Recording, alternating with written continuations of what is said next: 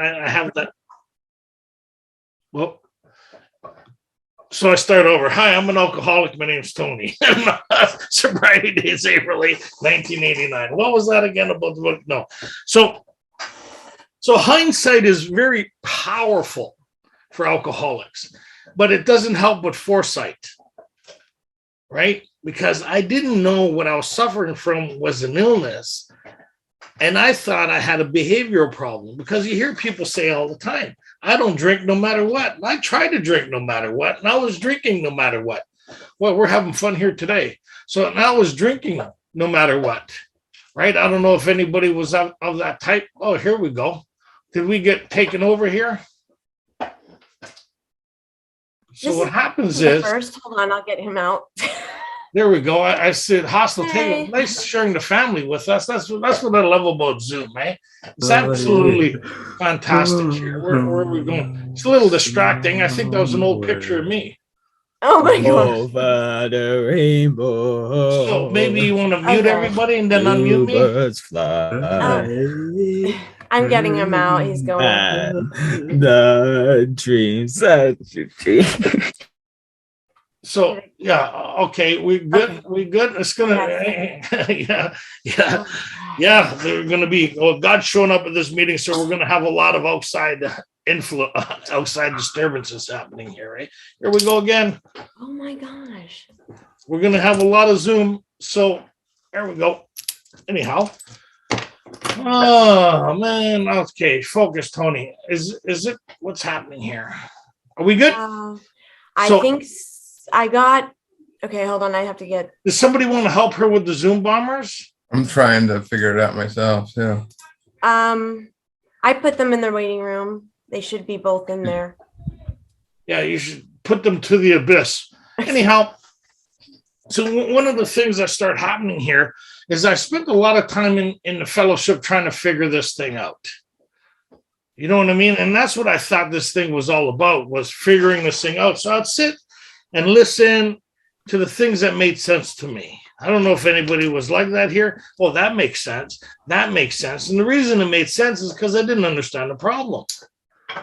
Right? And then I'd get people get me into 12 and 12 studies, and I'd be reading about Bill's, what I didn't know then, what I know now. I'd be reading about Bill's experience, right? And the person that helped him write the 12 and 12, I'd be reading about Bill's experience, trying to duplicate that in my life without doing the work that helped him create that experience. So I didn't know the 12 and 12 was a group of essays based on his experience of having done the steps. I didn't know that the actual program of recovery that they talked about and how it works and the promises, they get all that information from the big book. Right? They get how it works from the big book. They get the promises from the big book. They get the spiritual appendix from the big book. They got the doctor's opinion from the big book, and they tell people to join 12 and 12s. That's the kind of audience we're dealing with, right? So I'm sitting in a 12 and 12 meeting, thinking I'm doing the steps by reading Bill's experience. So that's like sitting around a group of people reading about somebody's experience and trying to duplicate it in my life without doing the work. I didn't know that. Right. And so as time went on, I got worse in the fellowship instead of better. And I started relapsing more frequently. And I couldn't understand why I wasn't getting this. And I'd get a lot of helpful people, just surrender, find God, acceptance, all that other stuff when you had enough, and you hear all this catchphrase stuff. And it sounds good unless you understand alcoholism. Right. And so what happens is I was trying to have an experience without doing the work, right? So I was really hoping against hope that I wasn't the type of alcoholic the book talks about, and I could get sober on a self-based idea, meaning ideas that I picked up in a meeting that I was able to incorporate within my life and able to kind of save me from drinking. So long story short, I didn't even understand if that stuff worked, just don't drink, right? Having enough, then Bill's story would be a lot different. So then would be the big book of Alcoholics Anonymous. I was under the impression that AA was designed for people who can stay sober. I was trying to be one of those people who can stay sober. I didn't know AA was actually designed for people who can't stay sober. And that's the design of Alcoholics Anonymous. It's not for people who can't stay sober, which there are a lot of those people in AA. It was actually for people, designed for people who couldn't stay sober. And one of our founders was one of those people. Bill Wilson was a person that couldn't stay sober no matter what. Surrender, acceptance, the gift of desperation, all that stuff didn't work for Bill. If you went through Bill's story, the second time he was in treatment, he talked about what he wouldn't give to change his life. How many times I've been there, right? How many times have I been in that place of total confusion of what I wouldn't do to change my life? I don't know. Anybody ever been there? Anybody ever been in that place wondering how I got here again? How did I get here again? Right? And only to try harder and only to end up there again. And then I'd come to a meeting and I'd say, anybody coming back? And they kind of, what it felt like was sit me in the middle of the room and shame-base me for the rest of the meeting. Thanks for going out for me. I guess you didn't have enough. I guess you needed to do more research. I guess sobriety. I guess that, you know what?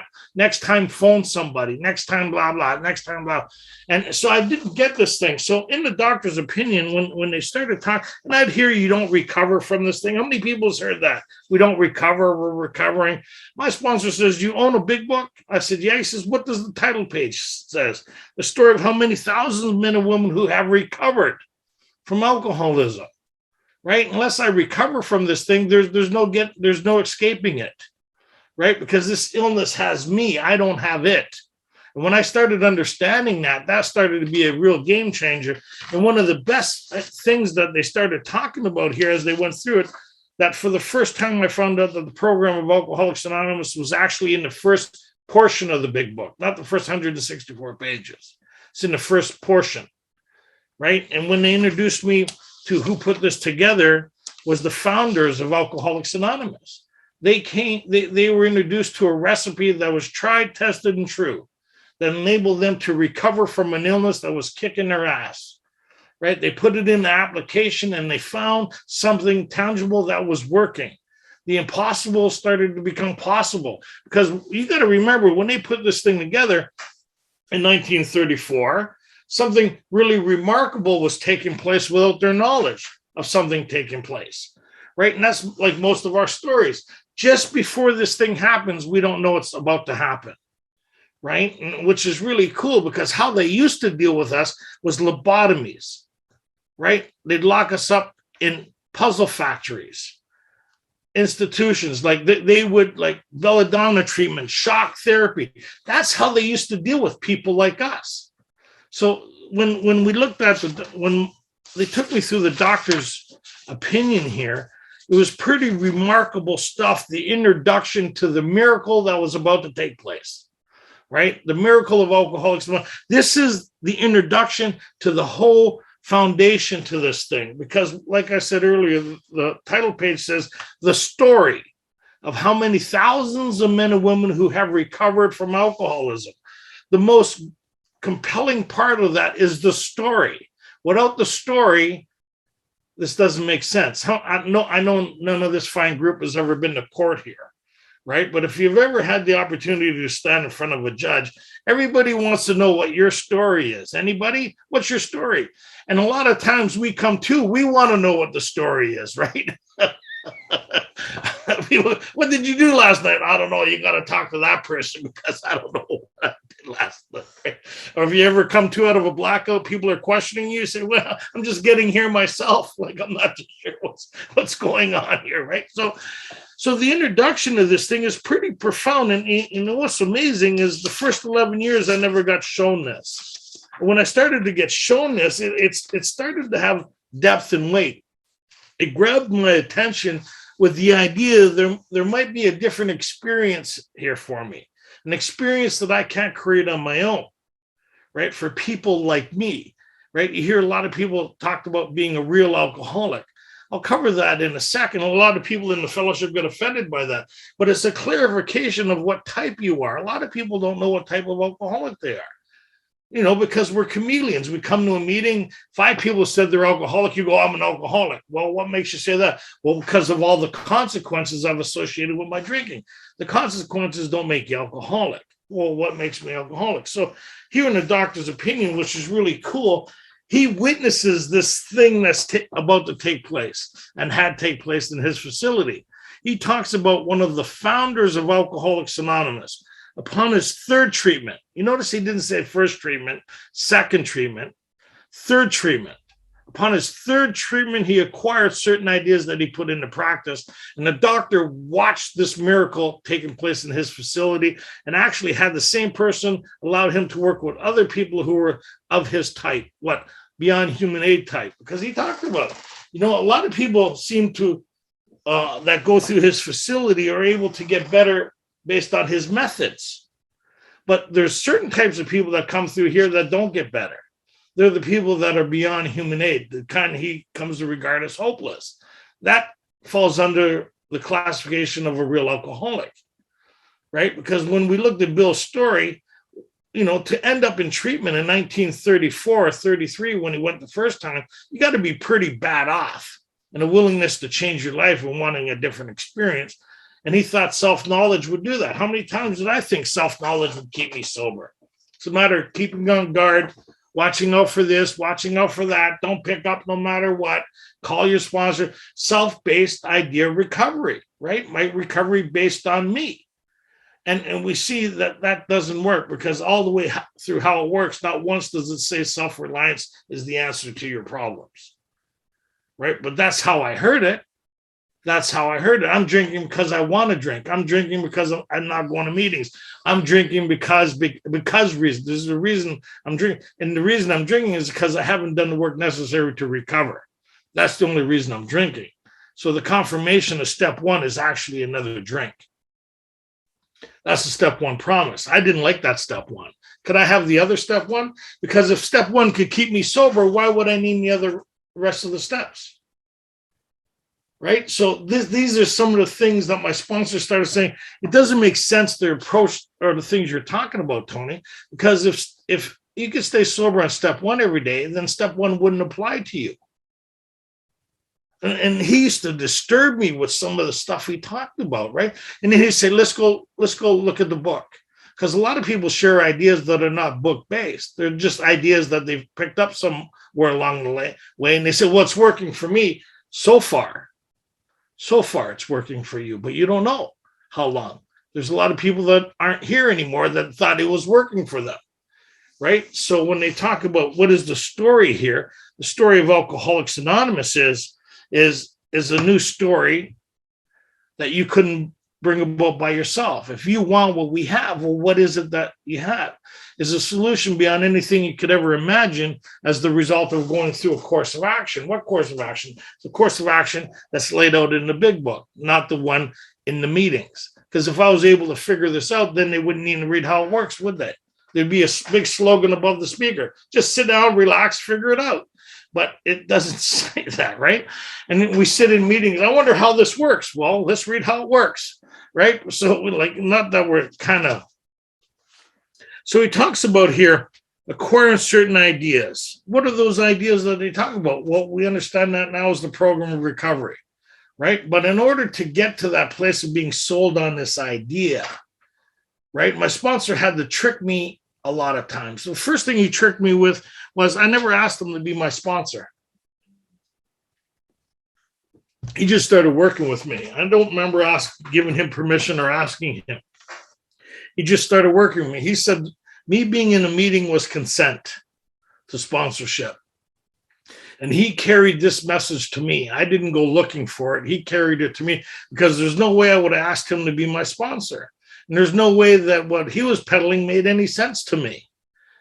Right? But as he conned me into the big book and I started going through here and they started presenting me this information, what they meant by a seemingly hopeless state of mind and body, and they started soft pedaling this thing in the doctor's opinion, how these people keep on relapsing regardless of their experience with this. This keeps on happening over and over. What keeps happening over and over? Step 1, right? So the confirmation of step 1 is another drink, right? The confirmation of step 2 The solution is step 12. The confirmation of step 3 is step 11, right? It comes as the result of, not the result of, anyways, without getting too much into it. So as he started to one of the things he did, how many people would like to know if, when working with people, I always do this test to see if they have step 1 or not, if they've had the step 1 experience. And it's a simple question. How many people would like to know if you've actually done step 1 or if step 1 applies to you? Nobody. Okay, 2 people. That's good. So how many people has actually relapsed here or drank against their own will? Anybody here? Anybody ever do that? Drink against it? Okay, so go back to that time. You're sitting there and you're just about to drink again, and you don't want to drink because the day before you said you're never going to do that again. Anybody have that? I'm never doing it again. How many people said that here? I'm never doing it again. 2 people. That's good. Maybe I got the right room. So I'm never doing that again. And then here I am about to do it again. Right? And then I did it again. Now I'm looking back over that situation and I'm sitting there with a drink in front of me. Ask yourself what you would have done different the last time. Now, how many people thought I would have phoned my sponsor? I won't take it. I'll do something different. I'll go to a meeting. I'll pray. I'll do something different in that situation. As soon as you said that, what you've said is, I never really done step 1. Because step 1 is, when my sponsor said that, I said, well, I'll phone someone. He says, you don't understand step 1. Let's go through this again. And when he took me through the process here, by the time I got to page 44, right, where they've explained alcoholism to me, he asked me again, he says, remember that last time you drank? I said, yeah, I remember exactly the last time, on April 8th, 1989. I just finished 360 meetings in 90 days. Right? I stayed sober for my birthday. It was on a Thursday, belly button birthday. I went back to a meeting on a Friday, talked about what a great job I did on the Thursday. Saturday, I went back to a meeting after 11 years of in and out. I just did 360 meetings. I'm in 412 and 12 studies. I got a 3-month chip. I talked like representing my ideas for the first 15 minutes of the Academy Award, of how great I was doing. And this is all the things I'm doing. Checklist. Here's my checklist of things keeping me sober. And an hour later, I was drinking. He says, what would you do different? Then I said to him, after going through this, there was nothing I could have done different, because that was the malady that centers in the mind that they describe on page 23, that places me beyond human aid, that gives me an alcoholic mind, that the book talks about, that classifies me or qualifies me as a real alcoholic. That the only thing that they talk about with people with this illness will save us from ourselves. And on page 44, if you can look at it later, but if you have good sponsorship, your sponsor should be clarifying these things for you. Say, well, you know what? On page 44 here, Tony says, in the preceding chapters, you have learned something of alcoholism. He paused. He says, what did you learn? And I'd tell him what the previous chapters taught me on alcoholism. And then he says, we hope we've made clear the distinction between the alcoholic and non-alcoholic. He says, what is that? And I was able to clarify that based on what I learned prior to that. He says, when you honestly want to, you find you cannot quit entirely. He says, why is that? I said, because of the malady that they described that centers in the mind on page 23 and described on page 37 as a phenomena, an unexplainable event. It's not the obsession. The obsession is in regards to people who haven't done step 1 yet. The obsession is in regards to people who think they can still control and enjoy their drinking. Right? Most of us, like Bill, and people get to a point where they don't want to drink no matter what. I don't know, maybe anybody in this group. It was the idea of drinking again was scary. I don't want to drink again. Like the idea there was nothing appealing about drinking anymore. Anybody there? Been there? How many people been there? Or there? So they said, if when you honestly want to, you find you cannot quit entirely. Yeah, entirely for us means different than what normal people mean. Right? Entirely means birthdays, holidays, and right? Long weekends. Entirely means, like, I'm allergic to pistachios. When I found out, I haven't eaten them since. Entirely. I've quit entirely. But here they talk about, do I keep returning to it? Yes, I understand why now. Or when drinking, you have little control over the amount you take. You say, why is that? Because of the allergy that the doctor talked about, the phenomenon of craving and association, the people who have this illness, right? So how many symptoms are there in alcoholism? 2. What about all the isms? No, that's your human condition. That's what the rest of the book's dedicated toward. So the first portion here up to page 44 was in regards to what the problem is in association to a person who has alcoholism, right? And the solution to that in the spiritual appendix in the back. So I understand step 1 and step 2. And I understand what it means because none of it's my understanding. I have the collective understanding what they mean by step 1. I understand what they mean by step 2 now. And now, so from page 44 on is the introduction to step 3. Is getting me ready to make that decision to do the rest of the work, right? Because the change comes as the result of the work. Well, what's getting in the way of me starting that process is my thinking, just as Bill did with sitting with Ebby. Ebby had to navigate Bill through his thinking to get to a place it was only a matter of being willing to do what I saw my friend did. And so that's like us being here is like, it's only a matter of being willing to do what they did. Well, what makes you say that? Well, in 45, it talks about lack of power is our dilemma. I see that because I've tried to change myself. How many people have tried to change themselves? Tried everything, only to be revisited by the insanity of the first drink again. So they talk about here, well, I had to find a power greater than myself, obviously, but where and how was I to find this power? This is another big thing that my sponsor said that people do. When they see this question mark here, it's not for you to answer. The question marks are not for you to stop and answer the question. They answer it, right? Well, that's the question. Where was I find this power that creates a change? Well, that's exactly what this book is about. So you're telling me if I did what they did and I followed in the light of their experience, I'll get what they have?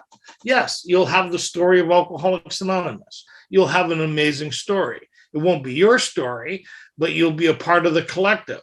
You'll be a part of the thousands and hundreds of thousands of people who have recovered from a seemingly hopeless state of mind and body. So if you want what we have.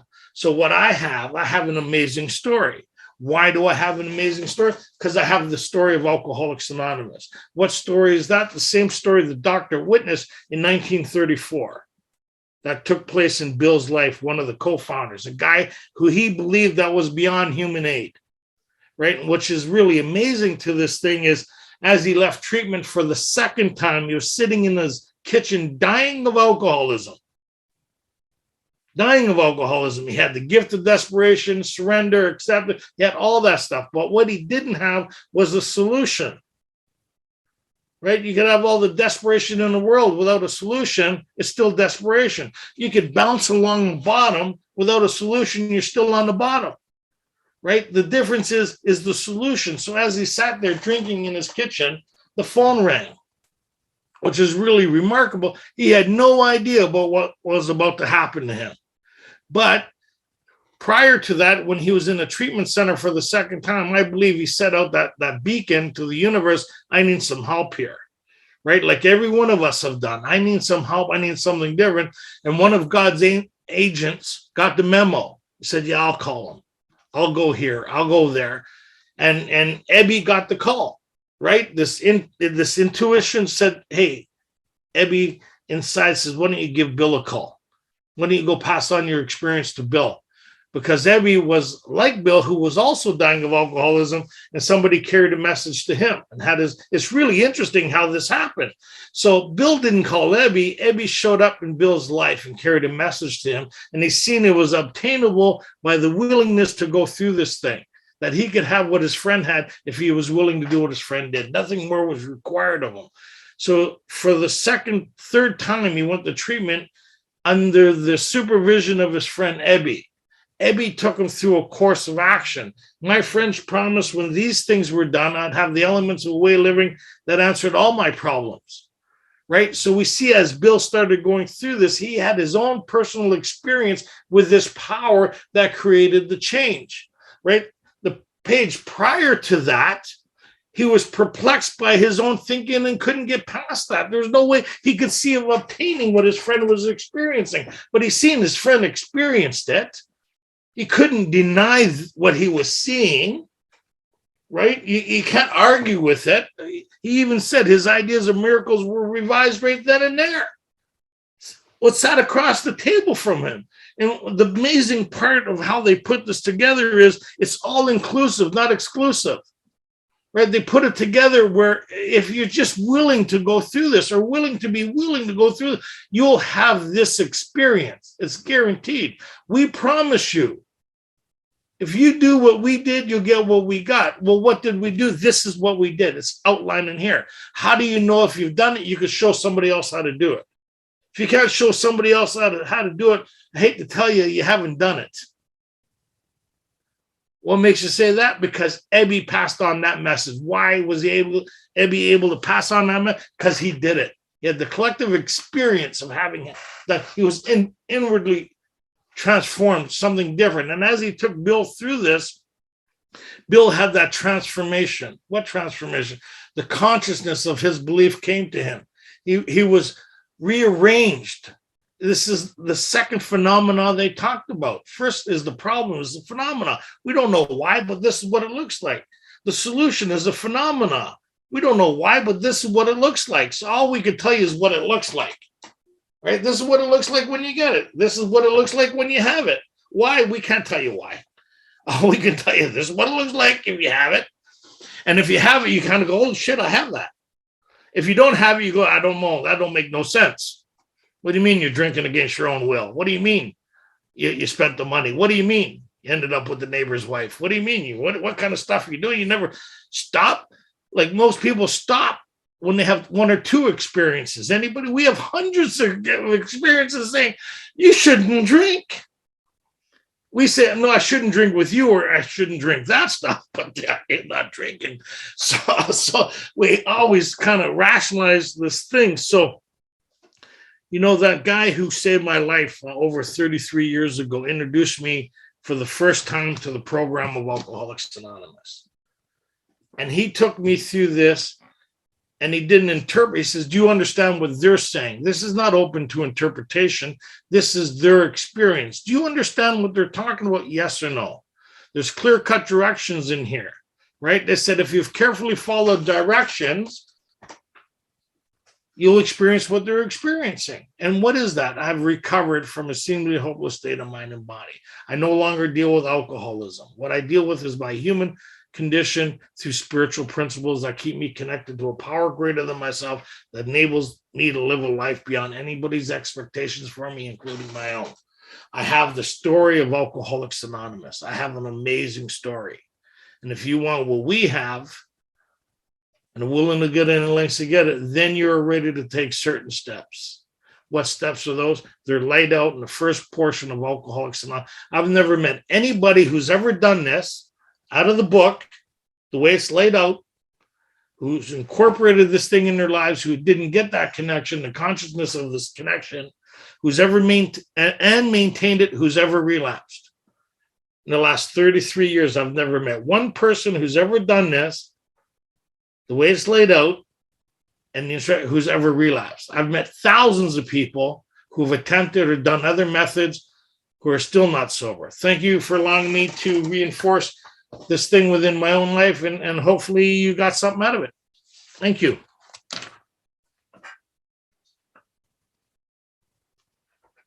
And thanks for the Zoom bombers too. That was very entertaining.